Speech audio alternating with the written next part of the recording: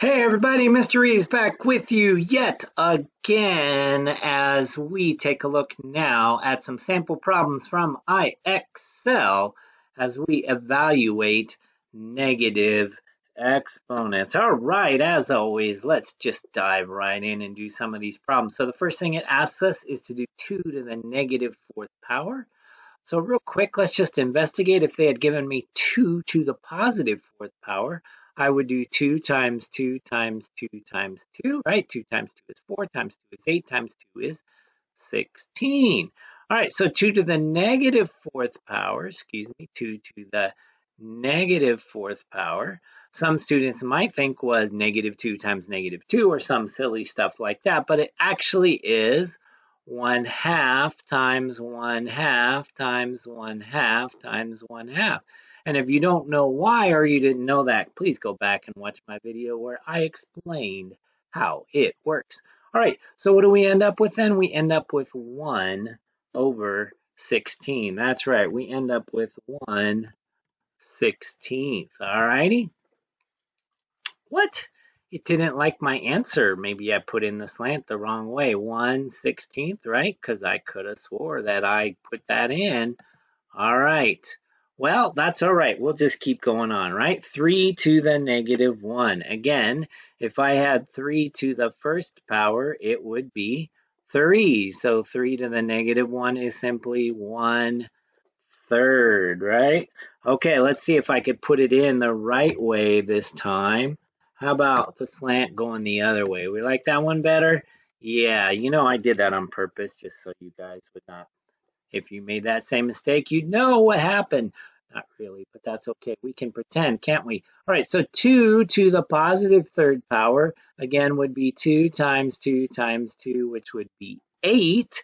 So 2 to the negative third power is 1/2 times 1/2 times 1/2. So it is simply 1 over 8, right? 1 over 8. All right, here we go. 1 over 8. Mr. Reeves learned his lesson.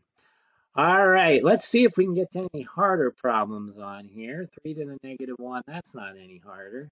All right, what about 1/2 to the negative 1? 1/2 to the negative 1.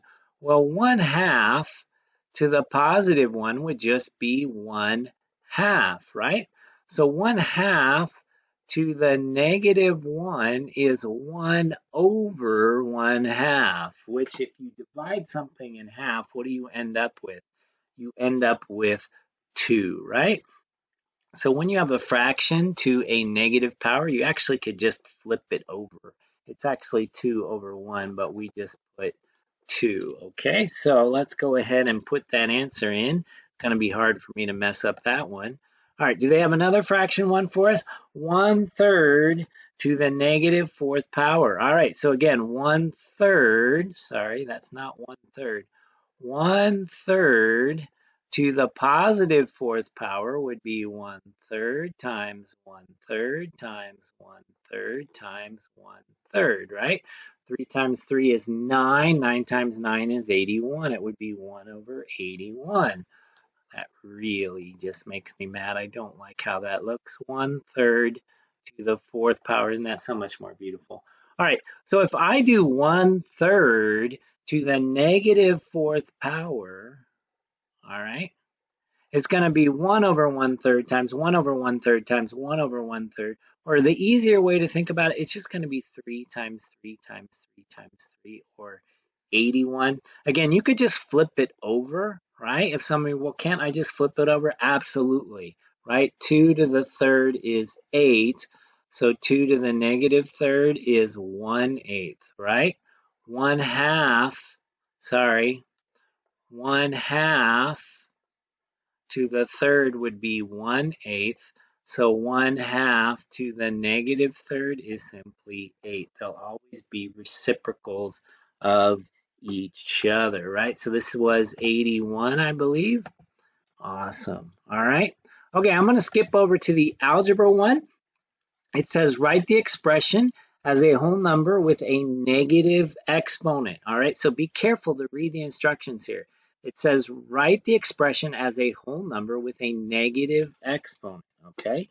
So this is like we were just talking about, 1 over 4 to the 7th, right? That's going to be the same as 4 to the negative 7th, right? Over 1, they're reciprocals of each other, right? So 1 over 4 to the 7th, I'm going to go ahead and put it in, and look at that. They gave me a template this time. 4 to the negative 7. Let's try that and see if they like that answer. Sure, which one is equal to 4 to the negative 28th? Well, let's see here. It's going to have to be, it's not going to be a negative answer, right? It's, here we go, 1 over 4 to the 28th, because again, that negative doesn't make the answer negative. It makes it a reciprocal, right? All right, 64 to the negative 9th power. Again, that's going to be 1 over 64. Guys, when the base is positive, the base stays positive. You can ignore these negative ones. Negative exponents do not make the answer negative. All right, 1 over 54 to the 5th power. What's that going to be? The base is going to be the same, but now the exponent is going to be negative, just like that, right? All right, let's skip over. See, do we have a harder one here? All right, write your answer. This is like what we were just doing, right? So 3 to the negative 1/3 power. We're back to what we were doing on the other ones. 1/3, right? 2 to the negative 1 power. 1/2, okay? All right, anything harder for us?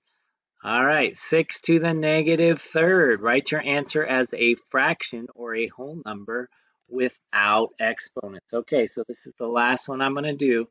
So again, 6 to the 3rd power would be 6 times 6 times 6. 6 times 6 is 36 times 6 is 216, but it's 6 to the negative 3rd, right? So we want the reciprocal of that, so we're going to go with 1 over 216. All right. Okay. Well, I hope that me working through some of these problems in IXL will help you to get them correct. Have a great day, and I'll see you next time.